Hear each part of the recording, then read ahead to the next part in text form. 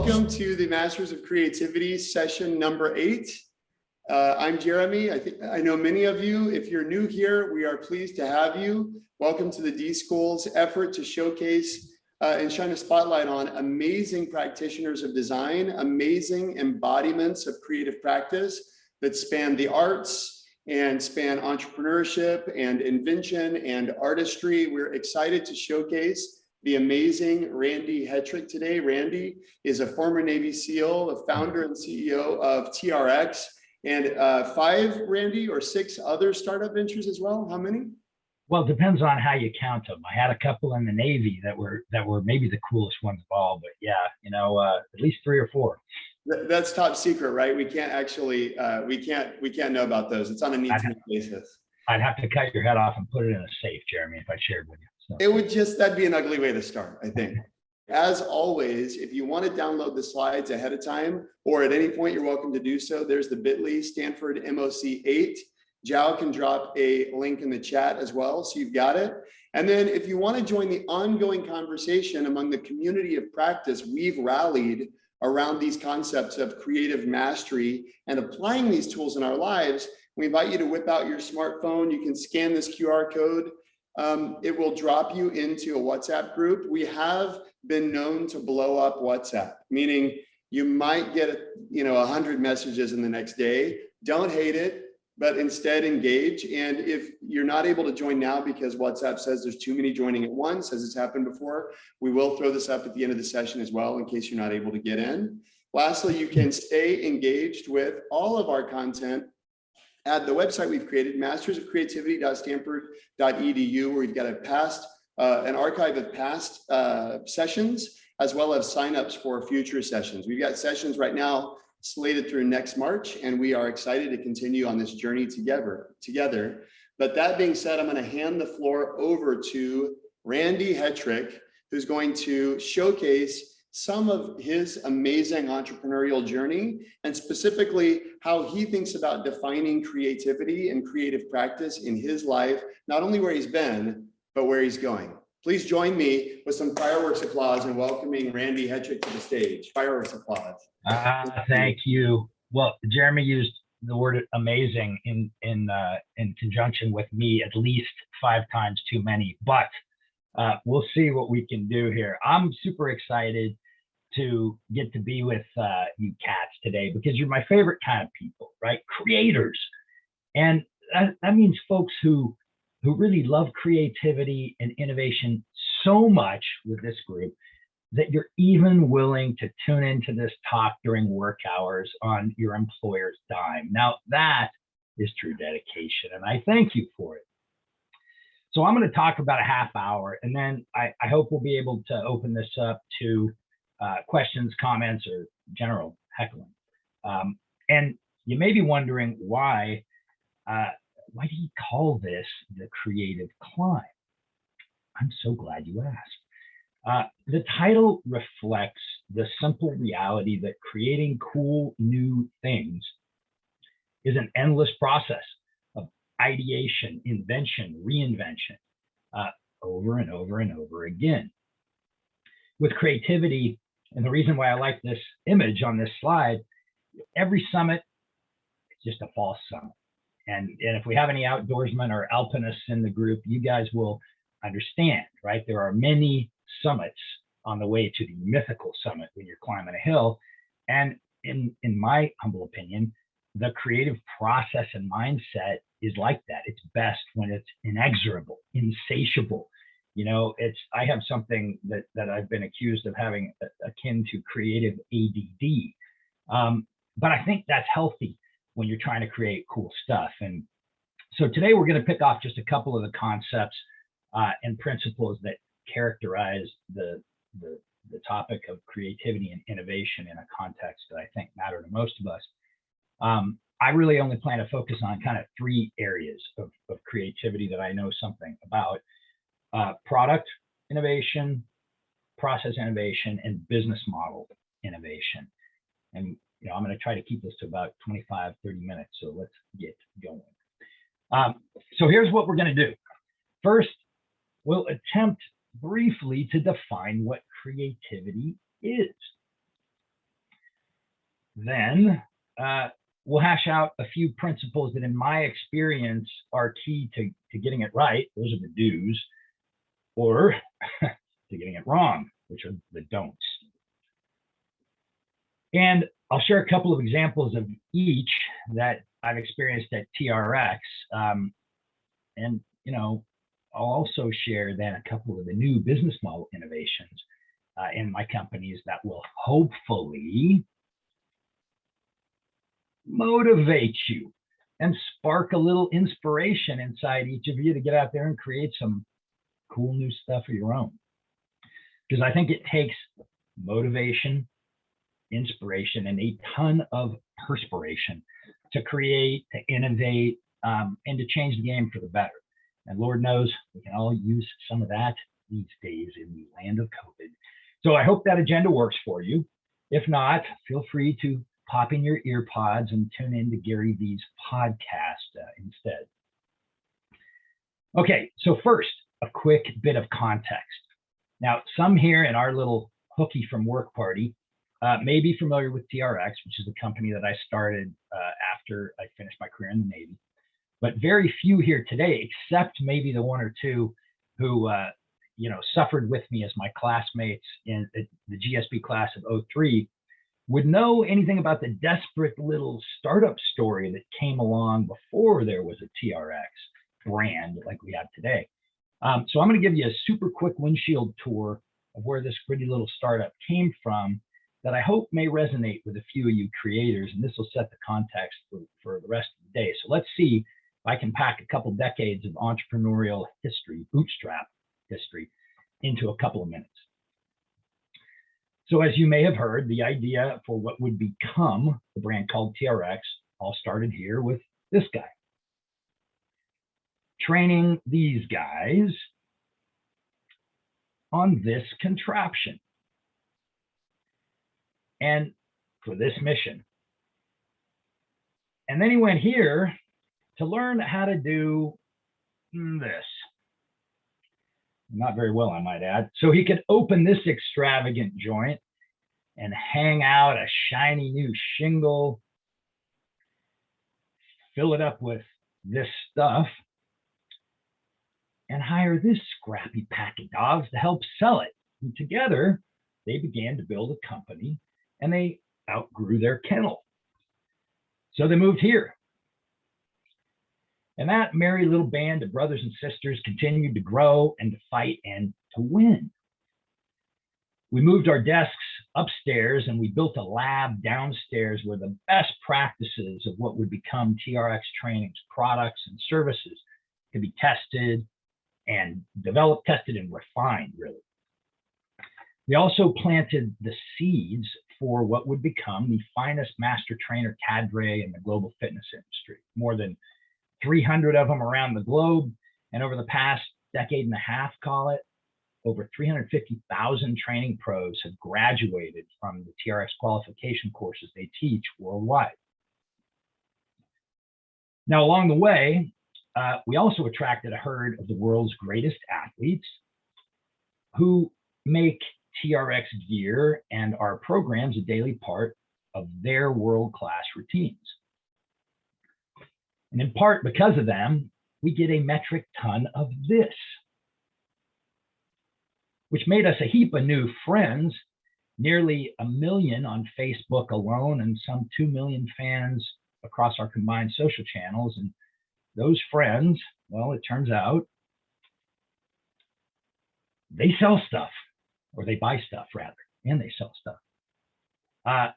And so, along the way, the best part of it all for me is that while we were stuck in that wild ride of growth, we also earned multi-time placements on the fastest growing and best places to work list, which means we did at least a few things right.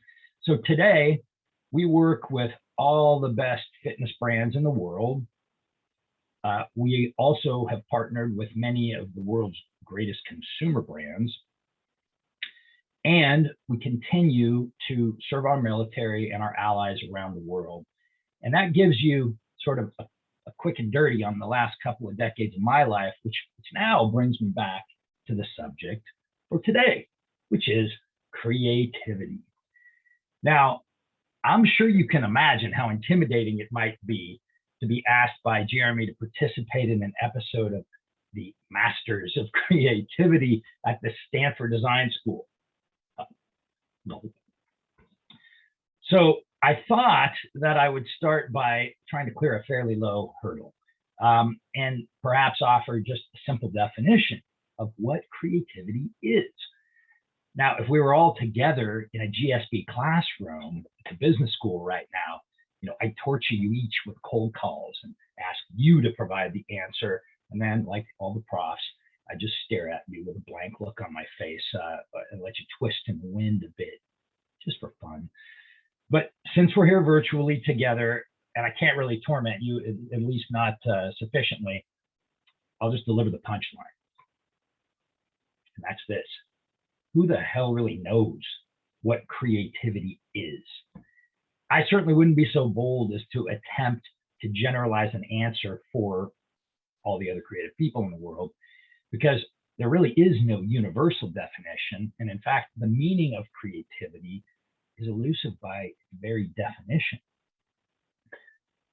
I mean, just look at a few of these creative cats,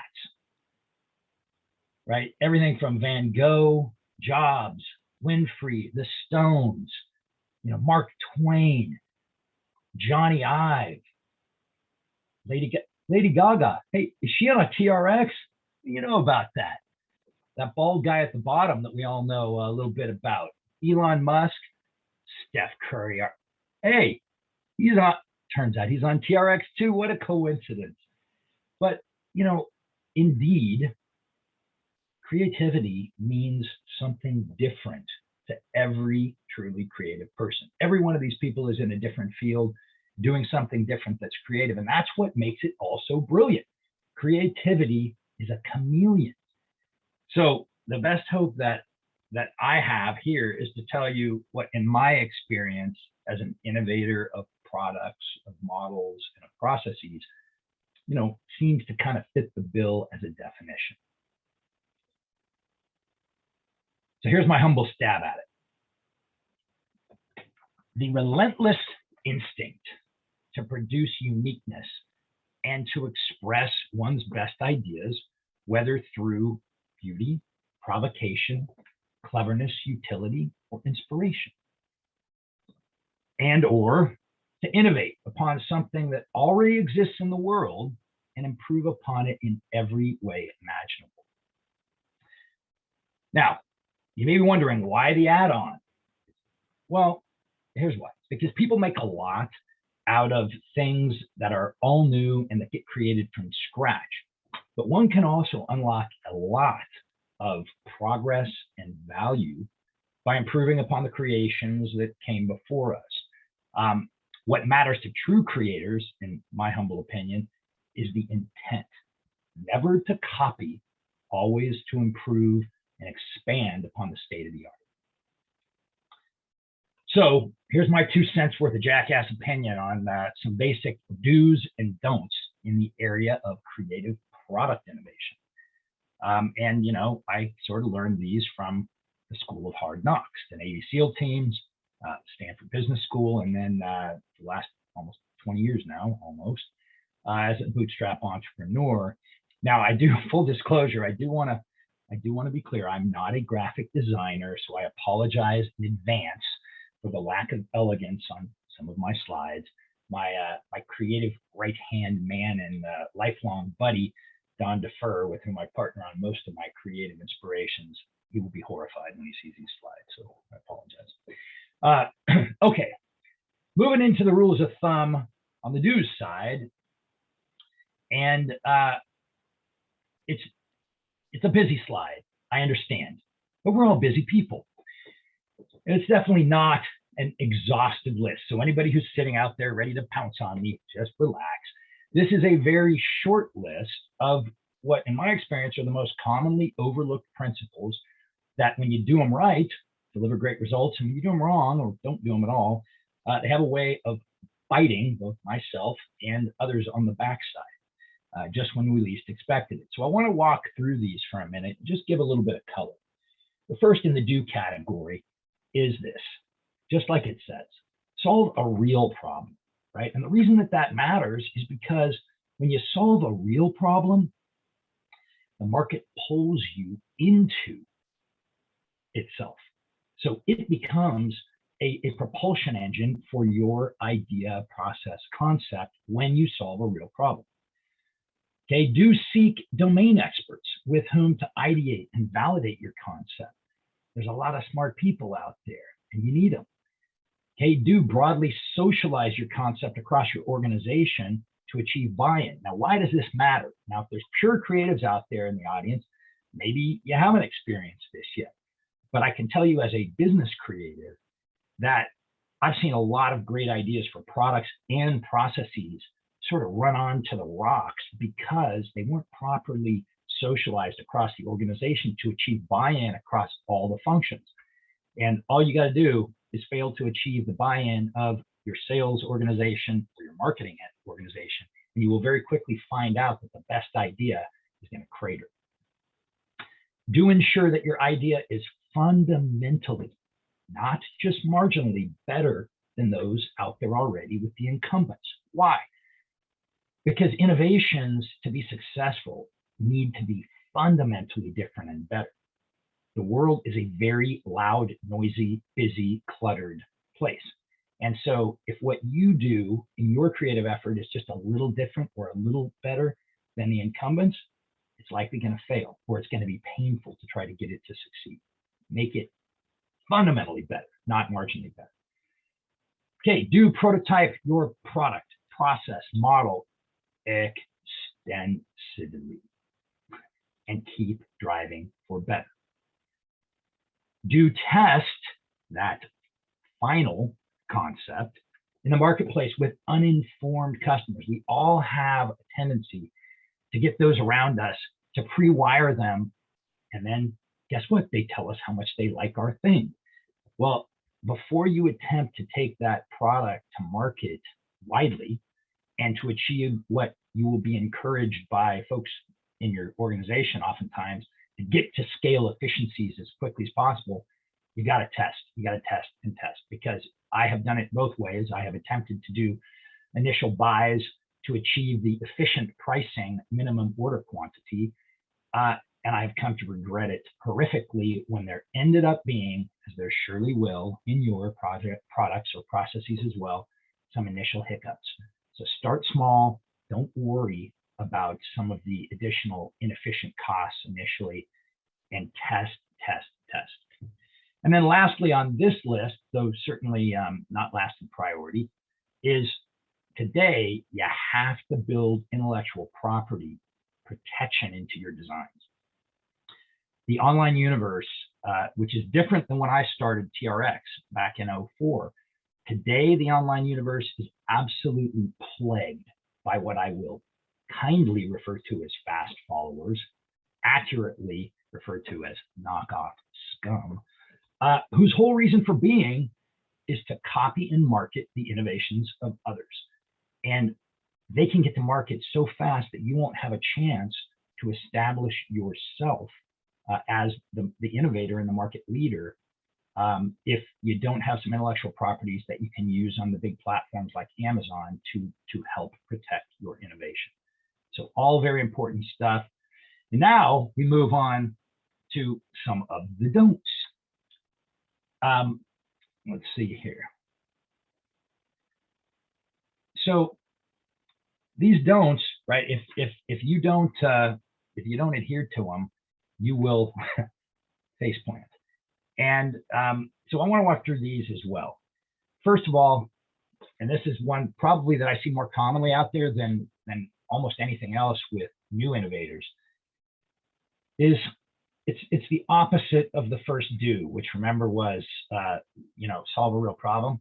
There are awful lot of concepts out there that become the quintessential solution that is desperately in search of a problem.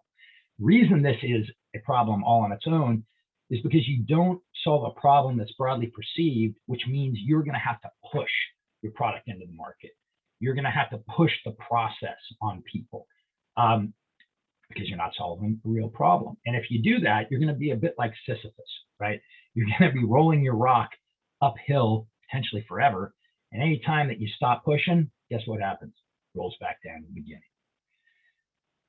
Second, don't create an undifferentiated product or service because someone in your organization is telling you we really need something in this category. Now, this is something that for those of us who work for organizations will run into often from your sales organization, your marketing organization. You know, just because you need something in a category is not a good reason to do it. So resist that effort to create something that's undifferentiated and just copy somebody else, because again, cluttered world, when you do that, you're going to have a hard time selling it. You're going to end up potentially with something that is worse than useless. Okay, number 3, don't go it alone. There are many smart people in the world, and I suspect within your organizations. Bring some of that perspective and experience into your creative silo, and don't spring things on people at the last minute because you may not get the answer or the approbation that you sought. Okay, similar, do not discard early expressions of incredulity or perplexity among your test subjects. I must admit, have been guilty of this a time or two. They just don't get it. You know, I'll show them, they'll figure it out. Well, sometimes they don't. Sometimes they don't get it because there's not enough there to get, or because you didn't explain it well, or you're not describing or supporting the product well. So do the opposite. Early on, you get expressions of doubt or confusion, hug them, bring them close to you, figure out how to earn understanding and support through better clarity of communication, more customer support, or potentially a redesign. Okay, don't ever rush your prototype to market in order to hit an arbitrary deadline that, I will tell you, they masquerade as critical milestones. They're in the plan. By God, you gotta hit them. That is not what's critical. What is critical is not to face plant upon launch. Now, what's that look like? Well, that looks like launching a product that you find out as soon as it starts to have more than a dozen testers has issues. And then you're looking at a recall. And that, my friends, is a horrific experience that I've only been through one time in my 20 years, and it was enough to convince me never to do it again. That constitutes a face plant, or you roll out a process, a creative process within your organization that gets rejected. Well, now all you've got are a bunch of people that are confused and think that you don't know what the hell's going on because you obviously didn't vet this and test it in advance. And it's a whole hairball that you don't need.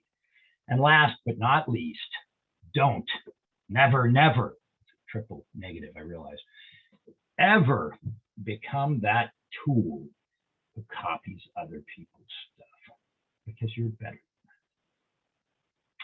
All right, moving on.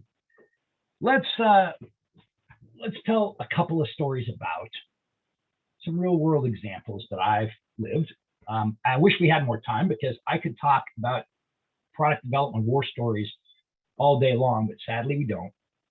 So I'm just going to share a few, including my oldest, my first product, and my newest, the one that just got released a couple of months ago, and then one in between that will illustrate some of the don'ts. All right, so here it is. For those of you who have suffered on the TRX, here is the strap that started it all. I will very quickly tell the story of the suspension trainer. Hop back for a second, Jeremy, because I want to let him look at this for just a second. So, you know, back in the 90s, SEALs were deploying around the world a lot. And while we needed to basically perform as professional athletes in uniform, we never had any gear to train with when we deployed. And so I came up on an operation. It's actually a counter-piracy operation. And this is the first one, a jiu-jitsu belt that I had accidentally deployed with, and then some about 6 feet of nylon webbing from our extra gearbox. And that was me back in the day when I got back from that operation. And I figured out a system to solve this huge problem that we had whenever we deployed, using your body weight as resistance and this simple strap And so while initially it wasn't the most intuitive product, it solved a big problem. We keep beating on that drum because it matters so much. And it also solved a whole bunch of little ones. Now let's advance. Okay, so here it was. Initially called it the Travel-X, the complete portable exerciser, around 2004. And those who were in my class at Stanford Business School at 2003 will remember this was the first version of it, the strap that started it all. And, you know, we were pretty darn innovative with this. We'd innovated and created on modality, the design work, the branding work, the method, which didn't exist before, the idea of supporting that product very well with end user content. And this tells you, takes you back, because you can even see in that awesome package that we innovated on that showed clear walls so you could see what was inside this and what was different. You can see a VHS in there, which probably some people on the call can't remember what that is. And heck, you know, right after we launched, the DVD came along. And so you see down there on the left, my back, that tells you how desperate we were. I was even the model on our DVD, but we did a great job, I think, with this product of innovating and creating on every front, from the accessories to, you know, the content to the branding. And that's what was needed to launch a fundamentally new concept. And the best of all, it gave trainers a magic wand of creativity and innovation to use with their clients, which ultimately, as you see in this slide, led us to really broad adoption. And perhaps it's a little wonder that it succeeded despite having no marketing budget really ever. Today, you know, the suspension trainer lives in about 50,000 gyms around the world, even like this one in Russia, in a gymnasium, as they call it. And the big lesson from this product is when you solve a real problem, the market creates your momentum. All right, so now we're going to move on to another product, my most recent product, in fact. And this one is called the Trx Bandit. Now, I really love this one because, you know, I want to tell the quick story of this. We sold those strength bands for a long time at Trx, the ones on the picture on the left side. But everybody that I went to, even the most experienced coaches, guys like Todd Durkin, Gunnar Peterson, Harley Pasternak, you know, they all use the bands for one or two things and never figure out like why they bought them, right? And when I asked them why, I said, you know, the reason why I use them for more is it's not a great experience on our clients' hands. I don't really know how to use them all that well. I haven't taken the time to figure it out. So we set out to fix that. And if you look to the picture on the right side, you'll see all the prototypes. The lesson from this one is prototype, prototype, prototype. And you'll see I came back from a trip where I had taken these things on the road with me, and I was adamant that I was going to learn everything I needed to teach myself about these bands. And the biggest thing was, it kind of sucks on your hands. And if you have, you know, big meat hooks like mine, it's maybe not quite as bad. If you have dainty hands like a lot of women have, it's really pretty unpleasant. So I started with a piece of PVC and a router, and those are all of we may have even skipped a couple, but when I talk about prototyping and testing, we prototyped and tested and prototyped and tested. And you know, this one we really got all right. We took all the lessons, did great content to support our users. We did a nice job with design. We solved a very real problem. And then we tested it extensively with industry experts. I got full buy-in from my team, and we launched a really great product with an extensive content delivery system and support for the customers. As a result, guys, we've sold through every inventory load that we have immediately upon arrival. And, you know, this is basically the equivalent of an entire rack of dumbbells in less than 2 pounds a year. So it's pretty cool. But it was a massively successful product introduction. Got enormous response from the media because, and my favorite quote was, a simple, brilliantly elegant solution. Man, if I could only do that more often. And, you know, at the end of the day, why is it successful? We solved a real problem that people didn't even realize fully that they had. We got all the rest right too. Okay, now, I always like to share some of my stumbles and bumbles. So then along came the rocker. Actually, this came before the Bandit. And this is a really cool product, but, less than stellar process. And one that has yielded, despite being a great product, kind of disappointing results. We tried to create a roller, and this is where, when you think back to that, don't create something because we got to be in that category. We got some, internal pressure to create something in the myofascial roller space because we didn't have anything there. And we decided we would innovate because we don't copy. And so we created this very oddly shaped geometrically shaped features that had density zones, and by all of our estimation should have worked. But here's the problem.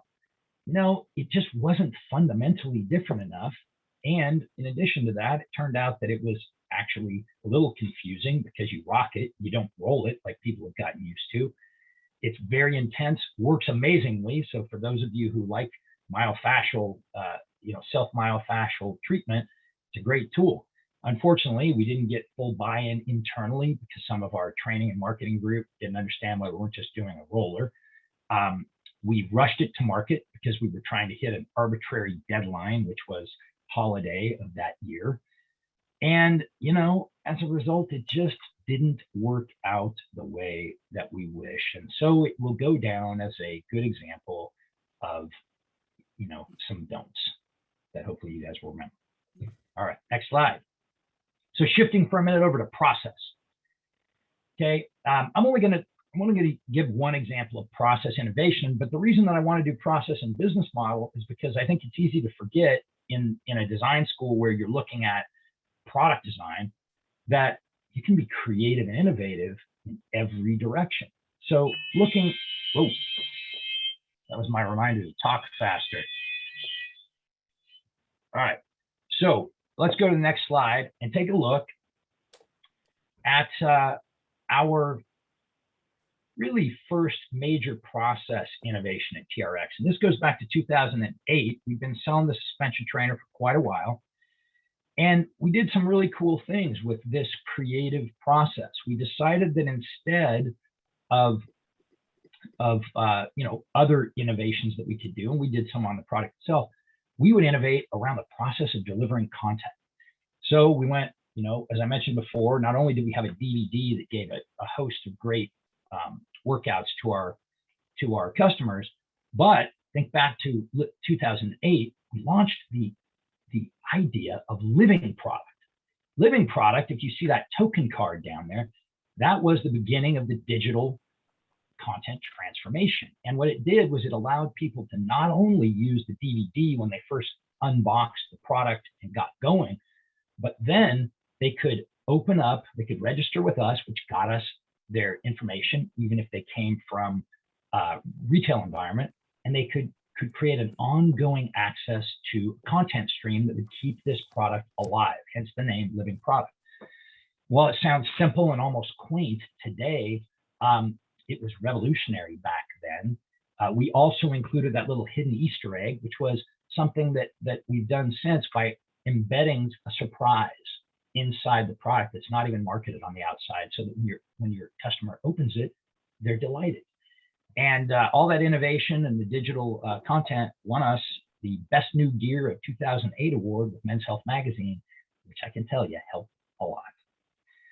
All right, so now we'll shift over to model. All right, business model. Well, what do I mean when I talk about, creativity in the form of business model innovation? I'm going to give you a couple examples that my teams and I are working furiously on today we've already launched now to perfect, each of which holds a promise to fundamentally transform the businesses. Okay, the first one is this, Trx Training Club. It's kind of our version of a Peloton-like service, but we believe it is fundamentally, not marginally, different. And it's quintessentially TRX. It contains not only virtual live group classes and video on demand group classes like Peloton and others, But in addition, it contains a whole bunch of cool functionality for virtual personal training, for the delivery of professional education courses and seminars. All of our courses are now moved into the digital realm through this platform. And maybe best of all, we can rent that virtual personal training capability out to trainers all around the world, and that becomes a new revenue stream all its own. So huge initiative with big ramifications. And now the second of my business model, my creative business model innovations, my new baby. Hopefully some of you who follow me have seen this, Outfit Training. This is an outdoor mobile fitness franchise network. And really, it is the ultimate blend of an incredible professionally coached fitness experience, a ton of innovation around the vehicles, and convenience. Come to a park near you or even your driveway, all meets cutting edge technology like Uber. Think sort of the Uber of fitness. And it's all wrapped up in a subscription model that solves a host of long-standing, commonly perceived problems for the customer, for our franchise partners, for their trainers, and for Outfit HQ. Next slide. Here's what it looks like out in nature. And really, I honestly believe that this business model innovation is the culmination of all my years in fitness, my cumulative creative practices, and all my stumbles, bumbles, and hard lessons learned. And you know, this is a innovative new take on an age-old industry, training outdoors, that I believe has the potential to become the largest and most profitable fitness business in history. But only time and a ton of sweat will tell you whether or not I'm right. Okay, so if you remember nothing else, if you're one of the folks that has, put your ear pods in and been listening to Gary Vee's podcast, remember these 4 pearls of wisdom. First, be relentlessly curious if you want to be a creator, because creativity really is everywhere. You just have to know where to look. Now, solve a real problem. And I've already told you why that matters. Don't be the solution in search of a problem. Okay, number 3, you heard me say it a couple of times. Be fundamentally, not marginally better than the status quo. And that's a lesson I did not adhere to with the rocker. And, we paid a little price.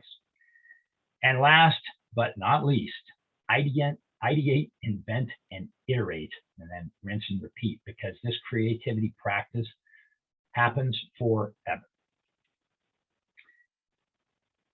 All right, so a couple of parting thoughts. The first one is this. This creativity stuff ain't easy, but it can be really fun. And though I am nowhere near the top of that creativity mountain, I do know this to be true. It takes courage, relentless curiosity, and a ton of sweat to regard oneself as a creator. But that relentless heavy lifting is so worth the effort. In exchange for, all the blood, sweat, and tears that I put into it, I got to go from here, there I am, to here. To here, yes, I really was a Navy SEAL. And to here, there's me holding the bones. Then to here, and into here, onward to here, and finally on through here, a little reward. And I got to experience a whole lot of awesomeness along the way. And best of all, gang, at 56 years young, as of last week, my real creativity is only just getting started. And I hope yours is too. So thank you very much. And I'm happy to take some questions now if we have some time for it. And I would be grateful if you guys are interested enough to keep up with me on Instagram at the handles here on the screen. And with that, Jeremy, I'll throw it back over to you if we've got any questions that came in on chat or anybody that just generally wants to heckle me. Yeah, I'm sure that there are some hecklers for sure. Marlon, I thought had a good question just to get things started. How will the outfit fare in the new era of remote work? Well, thank you, Marlon, for asking that question, because we think it's going to fare really well. And one of the things, if I'd be so bold as to pitch it, is once we get a little more scale, we're hoping that we're going to be able to be a bit of glue for organizations that are remote, that maybe everybody's not flung all over the universe, but maybe you're just working from home and you come in a couple times a week. Great opportunity for us to bring, the gift of fitness and connection community right into your campus. So tell your boss, or if you are the boss, call me. Someone named H, Randy, asked, how did you discover that there's an opportunity in this oversaturated space? This resistance training is as old as time, H says. Well, I'm not sure. I'm not sure whether H is talking about the Bandit with elastic resistance, or the opportunity with outfit. I would answer with the Bandit.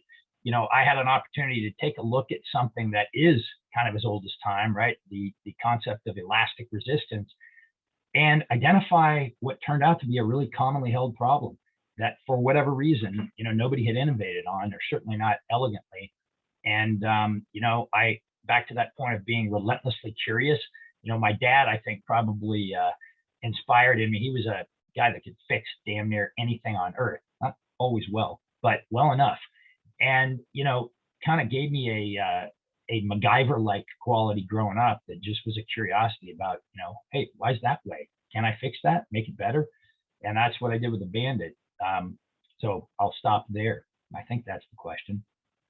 I love it. Carrie Lee asks, how do you deal with naysayers who are nothing but negative during your creative process? That is a great question, Carrie Lee. And, I don't know. I mean, there's a lot of people in the world that, that just like to gripe and like to sort of shoot darts at people. I don't know why that is. I always try to view them as, maybe there's something in their own lives that are frustrating and they want to act out. But, I kind of look at it and go, hey, if somebody is naysaying, I try to own it and assume that I haven't done a great job at communicating my concept. And I just put my nose to the grindstone and work harder on the communication, because anything that is a really creative solution to a problem has merit. And making others understand that merit is the job of the creator. So that's how I would think about it. I wouldn't let it bother you. I just drive on. Hey, Randy, Roy's got a great question here about your perspectives on the rampant copying that's core to Silicon Valley. He mentions Google's not the first search engine. Facebook didn't invent social media. The recipe seems to be about out-executing, out-inventing, not worrying about whether you're copying. How do you, and even you mentioned, building upon what's come before. So how do you think about that, the nuances there? Yeah, well, I'm sorry, who asked the question, Jeremy? Roy. All right, Roy. That's a good question. And it's the reason why I added the second clause in my humble definition of creativity, right? Because I don't think that everything has to start from scratch. And indeed, most of progress, most of human evolution, it's the old saying, we stand on the shoulders of giants who came before us, right? I think if you want to be a creator, and there are a lot of people who've been successful in business who are not. We're here to talk about, mastering creativity. So, can you succeed by knocking other people off? Yeah. Is it noble? No.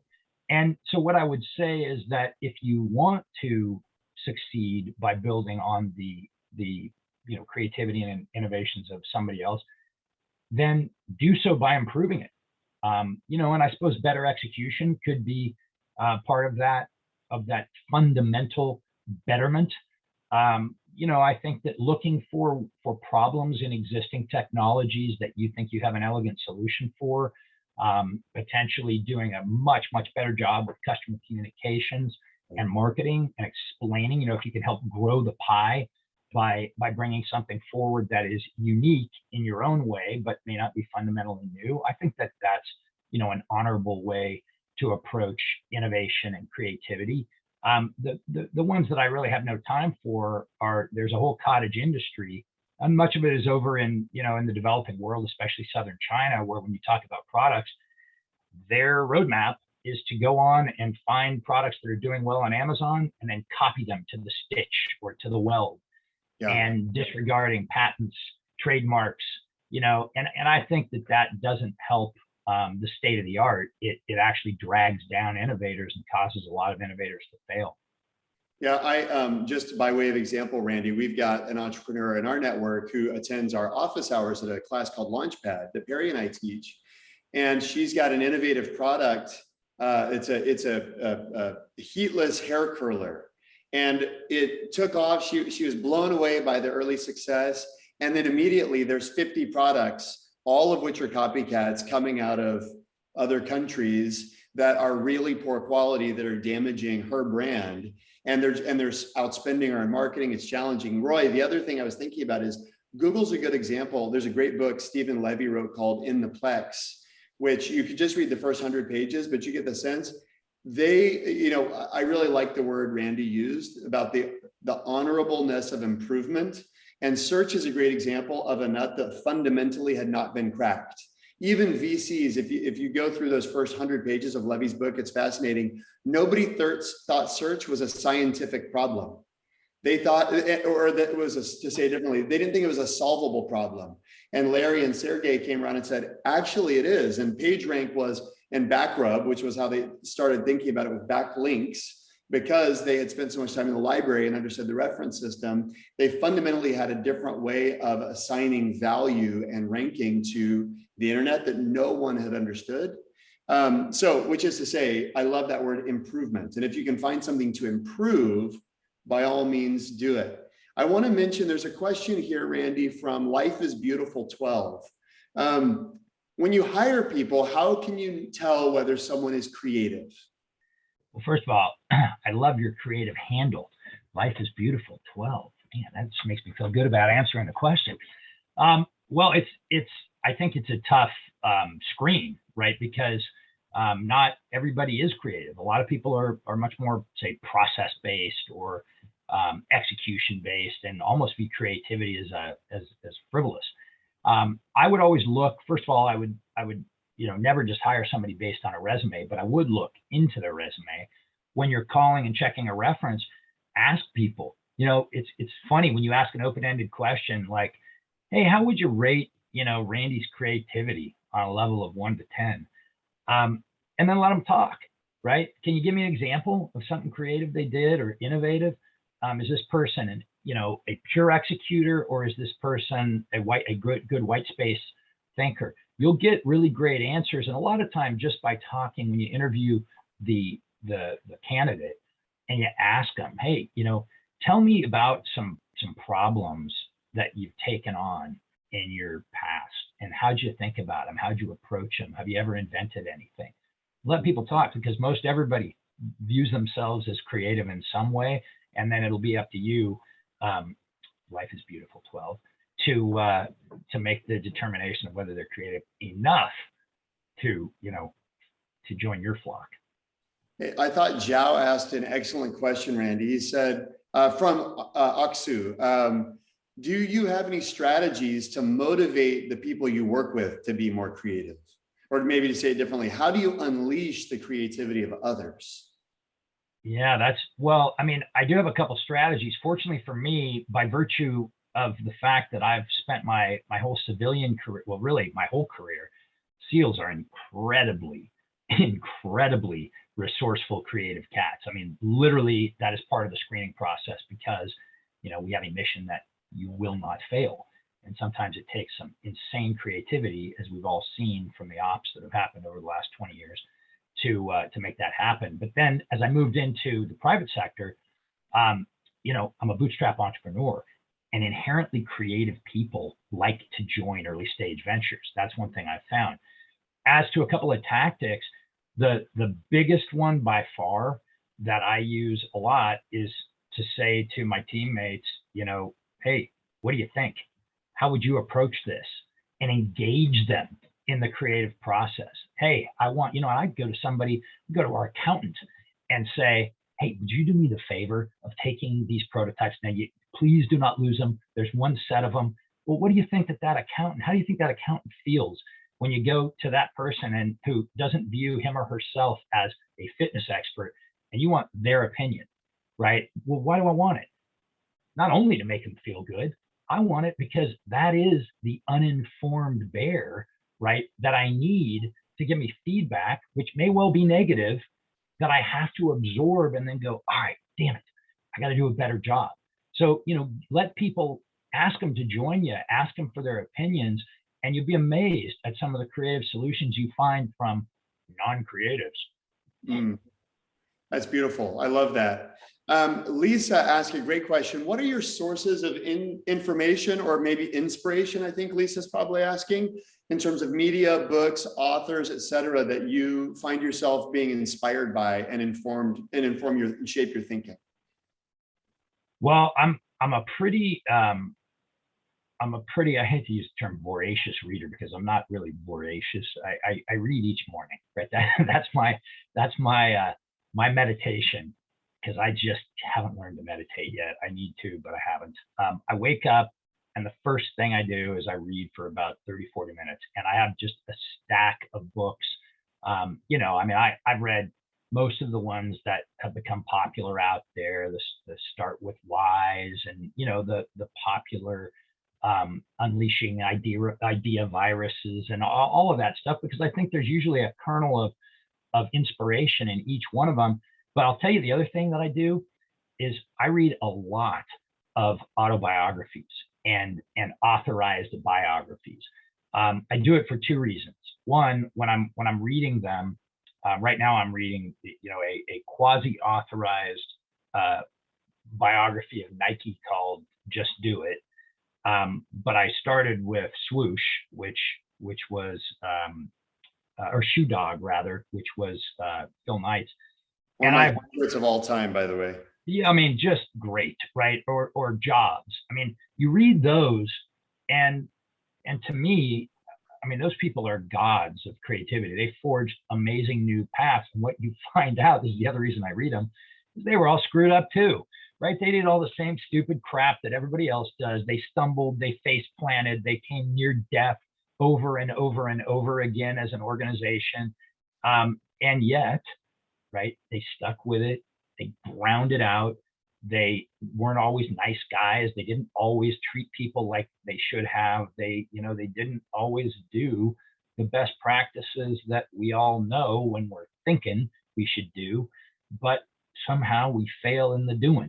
And I find that comforting because it makes me feel better about myself, and I get some great ideas along the way. So I get a lot of creativity, the long answer to a short question, out of reading biographies and autobiographies of other great creators. Beautiful. I wouldn't want the session to end without you answering this question. I think you'd be disappointed if you didn't. Simply, Raluca mentions, could you describe the initial problem you felt when you first designed the strap? She wasn't totally clear on the problem you were trying to solve. Oh yeah, I'm sorry. I was concerned about timing in the middle of the talk, so I was probably skipped over that. Well, the big problem was we deployed all the time, and SEALs and other special ops cats basically are professional athletes in uniform, right? But professional athletes train for 3 to 6 hours a day in world-class facilities. When we're home, we had that, right? But when we would deploy abroad, we had nothing. And I was trying to solve a very particular problem on that particular operation, which was how to get up the side of a freighter with 80 or 90 pounds of gear on your back on a wire ladder, by jumping off the top of a rising and falling, high-speed assault craft and climbing. Well, I came up with this idea of, today we call this functional training. How do you train that motion, right? When you got no gear? And I just came up with this idea to take my jiu-jitsu belt and tie a knot in it, throw it over a door, lean back, and let gravity provide the resistance. And then it turned out that, you know, there were all these other exercises you could do, which addressed a broader problem that everybody who deployed away from their gym had, which is, hey, how do I do a workout in my hotel room? You know, if I could just go outdoors and do something at home, because I don't have a home gym, right? And I don't want to spend, you know, $3,000-$4,000 to build one. Like, that turned out to be a problem that had a lot longer legs than I ever realized. You know, Randy, at the D.school, we talk a lot about the value of extreme users in driving fresh thinking for designers. And it strikes me that the Navy's and extreme users, if you think about them on the bell curve, they're extreme, meaning they're a very small percentage of the population, but their needs are more acutely felt. Oftentimes it's actually a latent need across the population, but it's only expressed in this extreme situation. And I feel like the Navy SEALs and their extreme requirements for training and their lack of facility despite their need is a great example. I never thought about it like that until right now, but it's a great example of designing for an extreme use case. And then you realize, oh, the person, like, I pack my TRX in my carry-on when I go to a hotel, right? I mean, I do that, right? But if you had started with, what is somebody staying in a hotel need? Because there's a lot of those people, you'd never design something as beautiful and elegant and simple as the TRX band. So it's a great example. You know, I should take more of your classes, Jeremy, because I could have used that as a deliberate intent.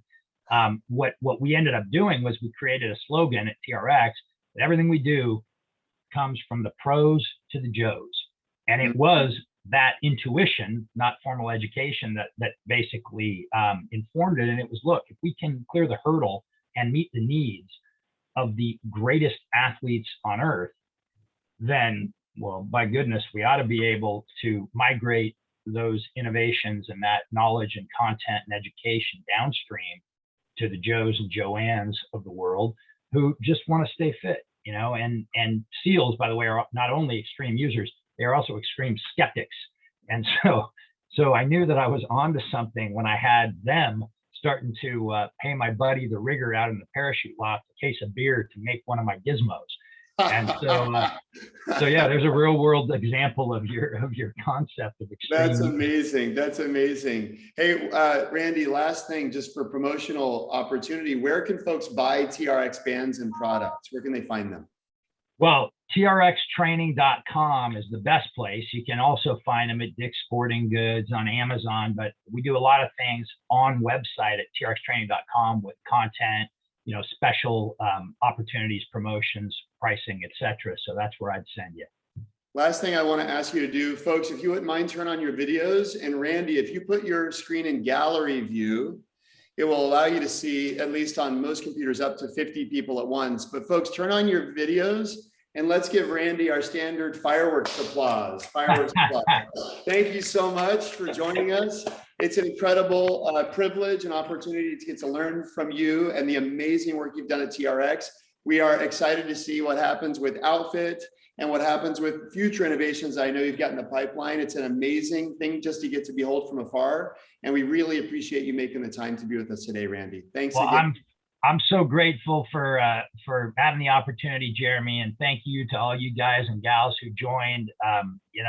Follow Outfit Training, because we're going to be rolling to a neighborhood near you soon, and there is, I believe, a lot of innovation there. But I'm really grateful for your attention, and would love to support any of your ventures as you get rolling. So best of luck.